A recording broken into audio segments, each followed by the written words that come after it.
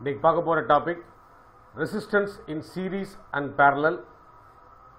அதுக்கப்புறம் கிர்ச்சாஃப்ஸ் லா பார்க்கணும்.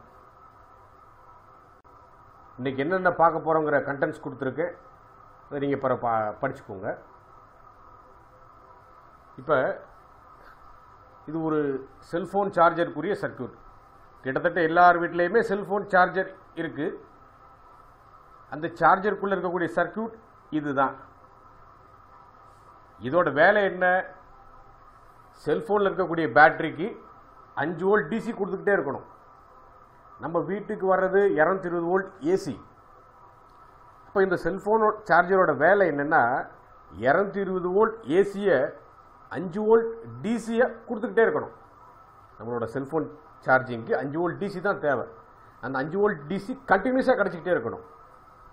அதுதான் இந்த சர்க்யூட்டோட வேலை. இந்த சர்க்யூட்டோட வேலை அதான், கண்டினியூஸாக செல்ஃபோனுக்கு 5 வோல்ட் டிசி கொடுத்துக்கிட்டே இருக்கணும். இதில் நிறைய எலமெண்ட்ஸ் இருக்குது. இந்த எல்லா எலமெண்ட்ஸ் சேர்ந்து தான் இந்த வேலையை செய்ய போகுது. இது கெப்பாசிட்டர் 1 2 3 4 5, கிட்டத்தட்ட 5 கெப்பாசிட்டர் இருக்குது. ஒரு டயோட் இருக்குது. இதெல்லாம் ரெசிஸ்டர்ஸ். ஒவ்வொரு கலருக்கு தகுந்த மாதிரி ஒவ்வொரு வேல்யூ இருக்கும். இண்டக்டன்ஸ் இருக்குது. இப்போ இந்த சர்க்யூட்டை டிசைன் பண்ணுறதுக்கு முதல்ல நம்மளோட அப்ளிகேஷன் என்னன்னு பார்த்துக்கணும். அப்ளிகேஷன் தகுந்த மாதிரி டிசைன் பண்ணணும். ஒவ்வொரு இடத்துலையும் எப்படி கரண்ட் ட்ராவல் ஆகுது, எவ்வளோ வோல்டேஜ் ட்ராப் ஆகுது, இது எல்லாத்தையுமே சில விதிகள் மூலியமாக நம்ம கற்றுக்கிட்ட பிறகு இதை டிசைன் பண்ணணும். இப்போது இந்த டயோடை பற்றியெல்லாம் நீங்கள் டிவைசஸில் படிப்பீங்க. ரெக்டிஃபயர் இருக்கும், ஏசி டிசியாக மாத்திரக்கு ஒரு ரெக்டிஃபயர் இருக்கும். இந்த மாதிரி நிறைய இருக்குது, காம்பனன்ட்ஸ் இருக்குது. இப்போ இந்த ரெசிஸ்டன்ஸ் தகுந்த மாதிரி இதில் ஒரு சம்திங் ஒன்று சீரியஸாக கனெக்ட் பண்ணியிருக்கலாம், இல்லை பேரலாக கனெக்ட் பண்ணியிருக்கலாம். பார்த்தாலாம் நம்மளால் கண்டுபிடிக்க முடியாது. டிசைன் பண்ணுறப்ப நம்ம முடிவு பண்ணி டிசைன் பண்ணணும். இது சீரியஸாக வேணுமா இல்லை பேரலாக வேணுமா, நம்மளோட அப்ளிகேஷனுக்கு என்ன வேணும், அதுக்கு தகுந்த மாதிரி டிசைன் பண்ணியிருக்கணும். சரி, இதை மனசில் வச்சுக்கோங்க. நம்ம இந்த மாடல் கம்ப்ளீட் பண்ணதுக்கப்புறம் உங்களுக்கு ஒரு ஐடியா கிடைக்கும். ஒரு சர்க்யூட் இப்படி தான் டிசைன் பண்ணணும் அப்படிங்கிற ஒரு ஐடியா கிடைக்கும். அதுக்கு தான் அதை நம்ம கொடுத்துருந்தேன். சரி, இப்போ இது ரெசிஸ்டன்ஸோட சிம்பிள் போட்டிருக்காங்க. சில நேரங்களில் இந்த மாதிரி சிம்பிள் யூஸ் பண்ணுவோம் ரெசிஸ்டன்ஸுக்கு, சில நேரங்களில் இந்த மாதிரி சிம்பிள் யூஸ் பண்ணுவோம். இந்த கொடுத்துருக்கிறது என்னென்னா, அமெரிக்கன் ஸ்டாண்டர்ட் சொல்கிறாங்க. இது அமெரிக்கன் ஸ்டாண்டர்ட். அதுபடி ஒரு ரெசிஸ்டன்ஸை மெஷர் ஒரு ரெசிஸ்டரை நம்ம சர்க்யூட்டை வரையணும் அப்படின்னா இந்த மாதிரி சிம்பிளில் ரெப்ரசன்ட் பண்ணலாம். சில புக்கில் இந்த மாதிரி ஒரு சின்ன ஒரு ரெக்டாங்கிளாக போட்டிருக்காங்க. இந்த மாதிரியும் ரெப்ரசன்ட் பண்ணலாம், தப்பு கிடையாது. இதுவும் கரெக்டு தான், இதுவும் கரெக்டு தான். நம்ம ஏதாச்சும் ஒன்று யூஸ் பண்ணிக்கலாம்.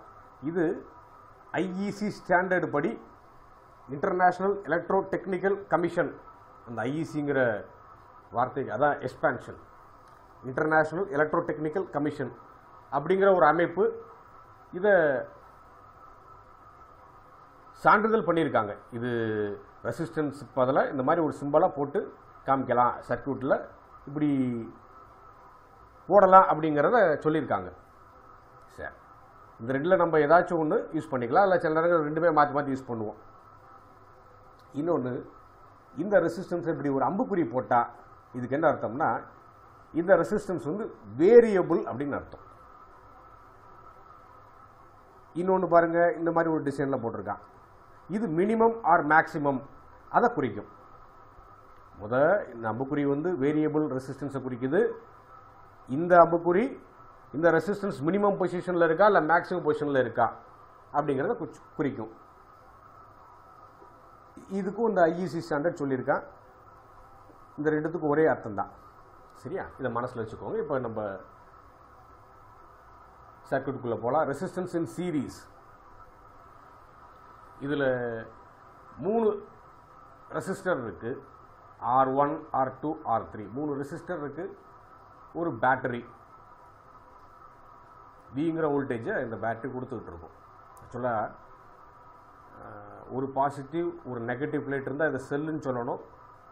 மோர் than one positive and one negative plate இருந்தால் இந்த குரூப் ஆஃப் பிளேட்ஸ் இருந்தால் அதை நம்ம பேட்டரின்னு சொல்கிறோம்.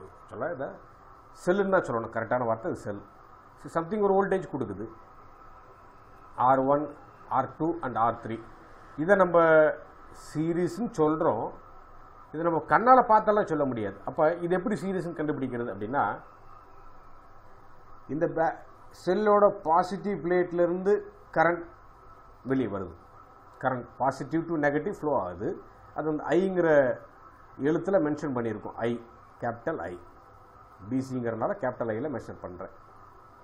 இந்த கேபிட்டல் ஐ அப்படிங்கிற கரண்ட்டு பாசிட்டிவ் பிளேட் வழியாக வந்து R1 கடந்து R2 கடந்து R3 கடந்து நெகட்டிவ் பிளேட்டுக்கு வரணும். அப்போ இந்த கரண்ட் ட்ராவல் ஆகிறதுக்கு ஒரே ஒரு பாதை மட்டும்தானே இருக்குது. அப்படி இருந்தால் இந்த கனெக்ஷன் சீரீஸ் கனெக்ஷன் அப்படின்னு அர்த்தம். இதுதான் விஷயம். Current has only single path to travel. அந்த மாதிரி ஒரு அமைப்பில் இருந்துச்சுன்னா இந்த ரெசிஸ்டன்ஸ் எல்லாமே சீரீஸ் கனெக்ஷன் அப்படின்னு நம்ம முடிவு பண்ணிக்கலாம். கண்ணால் பார்த்து முடிவு பண்ண முடியாது. எப்படி கரண்ட் ட்ராவல் ஆகுதோ அதை பொறுத்து அதை முடிவு பண்ண முடியும். சரியா? சரி, R1 R2 அண்ட் R3 இதோட ஃபார்முலாலாம் இப்போ நம்ம பார்க்க போகிறோம். இந்த 3 ரெசிஸ்டன்ஸ் சீரீஸாக இருந்தால் இதோட டோட்டல் ரெசிஸ்டன்ஸ் எவ்வளவா இருக்கும், அதோட டோட்டல் ரெசிஸ்டன்ஸ் சொல்லலாம், இல்லைன்னா ஈக்குவலன்ட் ரெசிஸ்டன்ஸ் அப்படின்னு கூட சொல்லலாம். இந்த சர்க்யூட்டை இப்படி நம்ம மென்ஷன் பண்ணலாம். எப்படின்னா, the same amount of voltage இங்கே இருக்கணும். இங்கே என்ன வோல்டேஜ் இருக்கோ அதே இங்கே இருக்கணும். இந்த சர்க்யூட் என்ன கரண்ட் எடுத்துச்சோ, இந்த ஐங்கிற கரண்ட் எடுக்குது இல்லையா, என்ன கரண்ட் எடுக்குதோ அதே கரண்ட் இங்கே இருக்கணும். இப்போ same amount of voltage and same amount of current எடுத்துச்சுன்னா this resistance will be the R equivalent of this circuit. இந்த R1 R2 and R3 ஓட ஈக்குவலன்ட் தான் இந்த R ஈக்குவலன்ட். சரியா? இப்போ இது எதுக்காக இப்படி எல்லாம் டிசைன் பண்ணுறோம் சார் அப்படின்னு கேட்டிங்கன்னா, சில நேரங்களில் நம்மளுக்கு கையில் இருக்கிறது ஒரு 50 ஓம் இருக்கலாம், 50 ஓம் ரெசிஸ்டன்ஸ் நம்ம கையில் இருக்கலாம். சில பேருக்கு 50 ஓம் இருக்காது, 2 20 ஓம் இருக்கும். ஒரு எக்ஸாம்பிளுக்காக தான் இதை சொல்கிறேன். 2 20 ஓம் இருக்கும், ஒரு 10 ஓம் இருக்கும். அப்போ இது எல்லாத்தையும் நீங்கள் கூட்டினா என்ன வருது? 50 வருது இல்லையா? அப்போ R1 R2 R3 ஓட சம்மேஷன் தான் இந்த R ஈக்குவலன்ட். இந்த இடத்துல நான் சம்மேஷன் சொல்கிறேன், காரணம் இங்கே சீரீஸாக இருக்குது. இதோட ஃபார்முலா நம்ம பார்ப்போம். சரி, இப்போ இது உங்களுக்கு புரியும்னு நினைக்கிறேன். 50 ஓம் இருந்தால் இப்படி நீங்கள் யூஸ் பண்ணுங்கள். 50 ஓம் இல்லை சார், 2 20 ஓம் ஒரு 10 ஓம் இருக்குது அப்படின்னாலும் இப்படி யூஸ் பண்ணலாம். சரி, இதுக்கு தான் இந்த சீரீஸ் கனெக்ஷன் அப்படின்னு நம்ம சொல்கிறோம். சரி, கவனிங்க. இந்த சீரீஸ் கனெக்ஷன் எதனால சீரீஸ் கனெக்ஷன் சொல்கிறோம் அப்படின்னா, கரண்ட்டு ட்ராவல் ஆகிற ஒரே ஒரு பாதை மட்டும்தான் இருக்குது. அப்படி இருந்தால் அது சீரீஸ் சர்க்யூட். சரி, இப்போ ஒவ்வொரு ரெசிஸ்டன்ஸ்லையும் வோல்டேஜ் ட்ராப் நடக்கும். ஓம்ஸ்லாம் எல்லாருமே படிச்சிருக்கோம், ரொம்ப முக்கியமான விதின்னு சொன்னோம். ஓம்ஸ்லா படி வோல்டேஜுக்கு ஃபார்முலா என்னென்னா, V is equal to I multiplied by R. அதாவது கரண்ட்டை ரெசிஸ்டன்ஸை மல்டிப்ளை பண்ணால் நம்மளுக்கு கிடைக்கக்கூடியது வோல்டேஜ். இங்கே ரெசிஸ்டன்ஸ் R1 இருக்குது, இது வழியாக போகக்கூடிய கரண்ட் என்ன? இந்த I. அப்போ அதை தான் இங்கே எழுதியிருக்கேன், I மல்டிப்ளைட் பை R1. இதுதான் இந்த V1. இந்த V1 வோல்டேஜ் இருக்குது, இங்கே போட்டிருக்காங்களா? V1ங்கிற வோல்டேஜ் இங்கே ட்ராப் ஆகுது. R1 அக்ராஸாக ட்ராப் ஆகிற வோல்டேஜ் V1. இந்த V1 நான் எப்படி எடுத்திருக்கேன்? இந்த R1 வழியாக பாஸ் ஆகக்கூடிய கரண்ட் I1. அப்புறம் இந்த ரெசிஸ்டன்ஸுக்கு R1ன்னு ஒரு பேர் கொடுத்துருக்கோம். I இன்ட்டு R1 தான் V1 குறிக்குது. அதே மாதிரி V2 எப்படி எழுத போகிறோம்? R2க்கு அக்ராஸாக R2 வழியாக கடக்கக்கூடிய கரண்ட்டு ஐங்கிற கரண்ட் கிடக்குது. அப்புறம் இந்த ரெசிஸ்டன்ஸோட வேல்யூ R2ன்னு எடுத்திருக்கோம். அதனால I into R2 இதுதான் V2. அதே மாதிரி V3 கிடைச்சிச்சு I into R3. இது ஒரு டிராப்பு, இது ஒரு V1ங்கிற ஒரு வோல்டேஜ் டிராப்பு, இது ஒரு V2ங்கிற ஒரு வோல்டேஜ் டிராப்பு, இது V3ங்கிற ஒரு வோல்டேஜ் டிராப் இல்லையா? இந்த மூணையும் நீங்கள் கூட்டினீங்கன்னா சோர்ஸ் EMF கிடைக்கும். அதாவது இந்த செல்லுக்கு என்ன வோல்டேஜ் இருக்கோ அது கிடைக்கும். ஏன்னா இந்த வோல்டேஜ் தானே இங்கே பிரித்து கொடுக்க முடியும். இப்போ இவன் வந்து ஒரு 10 வோல்ட் அப்படின்னு வச்சு கொடுமே, இவனோட வேல்யூ 10 வோல்ட்டு. இந்த 10 வோல்ட்டு தான் இங்கே பிரிஞ்சு போகும். ஒன்று இங்கே ஒரு 4 4 2 அப்படின்னு பிரியலாம். எப்படி நம்ம இப்போ வாய் வார்த்தையில் சொல்ல முடியாது, இதுக்கு நம்ம சம்திங் ஒரு விதி மூலயமா நம்ம சொல்லணும். 4 இங்கே ஒரு 4 வோல்ட், இங்கே ஒரு 4 வோல்ட்டு, இங்கே ஒரு 2 வோல்ட், எல்லாத்தையும் கூட்டினா எவ்வளோ வருது? 10 தானே வரும். அப்போ இந்த வோல்டேஜ் ட்ராப் எல்லாத்தையும் கூட்டினோம்னா சோர்ஸ் EMF கிடைக்கணும். அதான் இந்த ஃபார்முலாவில் போட்டிருக்கேன். சரியா? அதே மாதிரி இங்கே வாங்க, இது ஒரு R ஈக்குவலன் நம்ம சொல்லியிருக்கோம். Total voltage V is equal to அதே தான் கரண்ட்டு மல்டிப்ளைட் பை ரெசிஸ்டன்ஸ் தானே வோல்டேஜ். இங்கே போகக்கூடிய கரண்ட் I, ஒரே ஒரு ரெசிஸ்டன்ஸ் தான் இருக்குது, அதோட வேல்யூ R ஈக்குவலன் சொல்லி கொடுத்துருக்கோம். அப்போ I into R ஈக்குவலன் பண்ணிங்கன்னா that will be the voltage. இது ஓம்ஸ் லா படி நம்ம இந்த ரிலேஷன் நம்மளுக்கு தெரியும். இப்போ இங்கே ஒரு வோல்டேஜ் கிடச்சிருக்கு, V is equal to I multiplied by R1 plus I multiplied by R2 plus I multiplied by R3. இது ஈக்குவேஷன் 1ன்னு வச்சுருக்கோம். ஈக்குவேஷன் 2 இங்கே ஒன்று இருக்குது. இதுவும் வோல்டேஜ் தான், இதுவும் வோல்டேஜ் தான். அப்போ என்ன செஞ்சிடலாம்? மேத்தமெட்டிக்கல் ரீதியாக ஈக்குவேட் பண்ணலாம். ஈக்குவேஷன் 1 and 2 போட்டிங்கன்னா இந்த வேல்யூ முதல் எழுதியிருக்கேன், V is equal to I into R ஈக்குவலன். அதை இங்கே முதல் எழுதியிருக்கேன், I இன்ட்டு R ஈக்குவலன். காரணம் நம்மளுக்கு இந்த R ஈக்குவலன் தான் வேணும், அதுதான் இங்கே முதல் எழுதியிருக்கேன். அதனால தான் அதை முதல் எழுதியிருக்கேன். இஸ் ஈக்குவல் டு இப்போ இந்த வேல்யூ அப்படியே இங்கே எழுதிருங்க, I into R1 plus I into R2 plus I into R3. இதுக்கப்புறம் இதை சிம்பிளிஃபை பண்ணிடலாம். குழந்தை கூட சிம்பிளிஃபை பண்ணும். இதை கரண்ட்டை காமனாக வெளியே எடுத்திருக்கேன். 3 இடத்துல ஐங்கிற வேல்யூ காமனாக இருக்குது, அதனால் வெளியே எடுத்திருக்கேன். இப்போ இந்த ஐங்கிற வேல்யூவும் இந்த ஐங்கிற வேல்யூ கேன்சல் ஆயிடும். இதெல்லாம் நீங்கள் மேக்ஸில் படிச்சிருக்கணும். அப்போ நம்மளுக்கு ஃபைனலாக கிடைக்கக்கூடியது R equivalent is equal to R1 plus R2 plus R3. இதுதான் ரெசிஸ்டன்ஸ் இன் சீரீஸ் கனெக்ஷனுக்கு ஃபார்முலா. அப்போ எத்தனை ரெசிஸ்டன்ஸ் இருந்தாலும் சரி, இங்கே நம்ம 3 தான் போட்டிருக்கோம், 100 ரெசிஸ்டன்ஸ் இருந்தாலும் பரவாயில்ல. அப்போ R4 இப்படி போய்கிட்டு இருக்கும், R4 R5 இப்படி எத்தனை கொடுத்துருக்காங்களோ அவ்வளோ ரெசிஸ்டன்ஸ் நம்ம இதே ஃபார்முலாவில் போட்டுக்கலாம். Up to n number of resistance, up to n number of resistance. இந்த எண்ணுங்கிறது இன்ஃபினிட்டியை குறிக்குது. ஒருத்தன் 100ன்னு சொல்லுவான், இல்லைன்னு ஒருத்தன் 5000 சொல்லுவான், 10000 சொல்லுவான். அதனால் நம்மளுக்கு இது இன்ஃபினிட்டின்னு நம்ம சொல்லிடலாம் சிம்பிளாக. சரியா பிள்ளைங்களா? இதுதான் ரெசிஸ்டன்ஸ் இன் சீரீஸ்க்குரிய formula. R equivalent is equal to R1 plus R2 plus R3. இந்த சர்க்யூட்டை பொறுத்த வரைக்கும் 3 ரெசிஸ்டன்ஸ் தான் இருக்குது, அதனால் இதோட முடிச்சிருக்கோம். சரி, இதை மனசில் வச்சுக்கோங்க. இந்த ஃபார்முலாவை அடுத்து நம்ம ப்ராப்ளம் போடுறப்போ இந்த ஃபார்முலாவை நம்ம பயன்படுத்தணும். அடுத்து ரெசிஸ்டன்ஸ் இன் பேரலல். ரெசிஸ்டன்ஸ் இன் பேரலல் இந்த மாதிரி ஒரு ஜென்ரல் சர்க்யூட் இருக்குது. ஒரு பேட்டரி, இங்கே பார்த்தீங்கன்னா ஒரு பாசிட்டிவ் மட்டும் இல்லை, 2 பாசிட்டிவ் இருக்குது, 2 நெகட்டிவ் பிளேட்ஸ் இருக்குது. அப்போ இதை நம்ம பேட்டரின்னு சொல்லலாம். இதை நம்ம செல்லுன்னு தான் சொல்ல முடியும். ஒரு பாசிட்டிவ் ஒரு நெகட்டிவ் இருந்தால் அதை செல்லுன்னு சொல்லணும். More than 1 number of positive and negative plates இருந்தால் அதை பேட்டரின்னு சொல்லலாம். சரி, இங்கே பேட்டரின்னு வச்சுருக்கோம். ஒரு Vங்கிற EMF சப்ளை பண்ணுது. R1 R2 and R3 3 resistance இருக்குது. இதை நம்ம பேரலல்னு சொல்லணும் அப்படின்னா எப்படி இதை சொல்கிறது? நம்ம இதை பேரலல் நான் சொல்கிறேன், கண்ணால் பார்த்தாலும் அதை முடிவு பண்ண முடியாது. அப்போ இதை எப்படி சொல்கிறதுனா, the same voltage in all resistance இருந்தால், the same voltage in all resistance இருந்தால் இதை parallel connection நம்ம சொல்லலாம். கவனிங்க, இப்போ இதை எப்படின்னா இந்த பாயிண்ட் ஏன்னு வச்சுக்கிடுமே, இந்த பாயிண்ட்டு ஏ,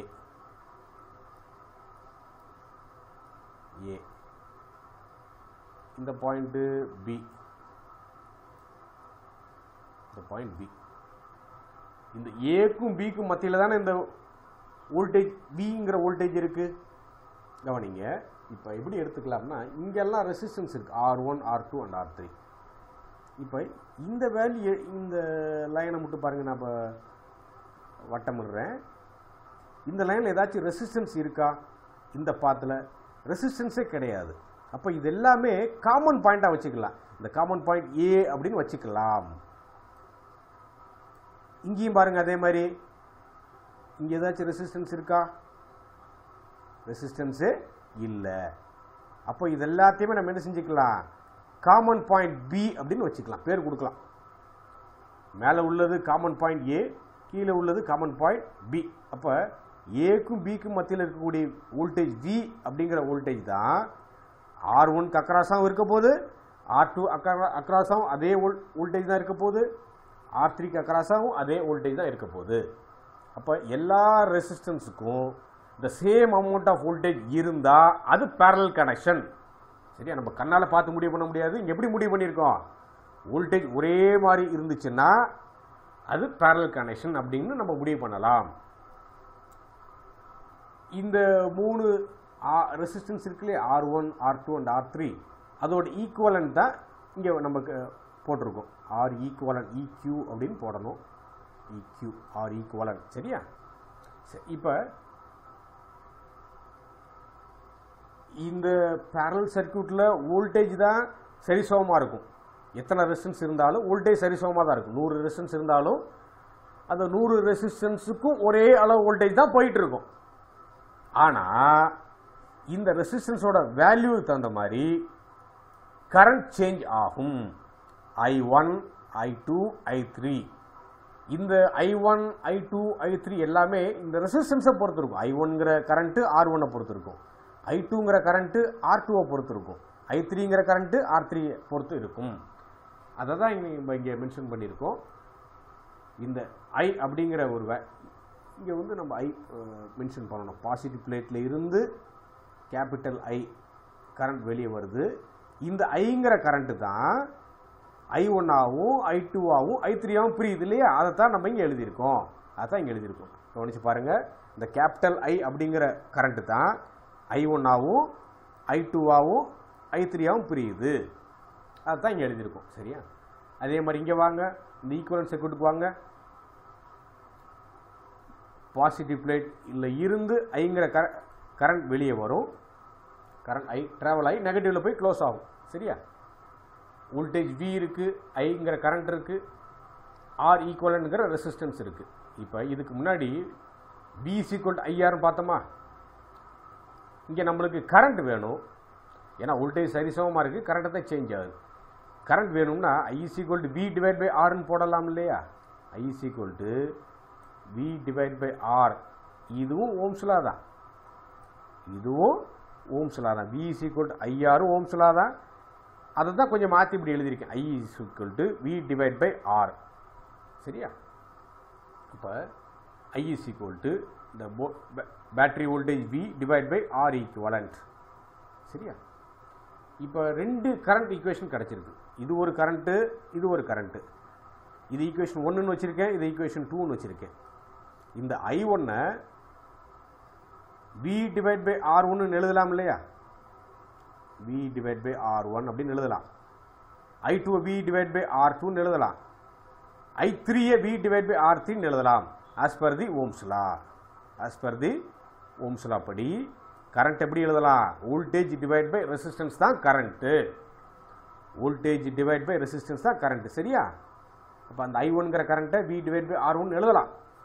இப்போ ரெண்டு கரண்ட் ஈக்குவேஷன் கிடச்சிருக்கு. ஈக்குவேஷன் 1 and 2 கிடச்சிருக்கு. ரெண்டு ஈக்குவேட் பண்ணுங்க.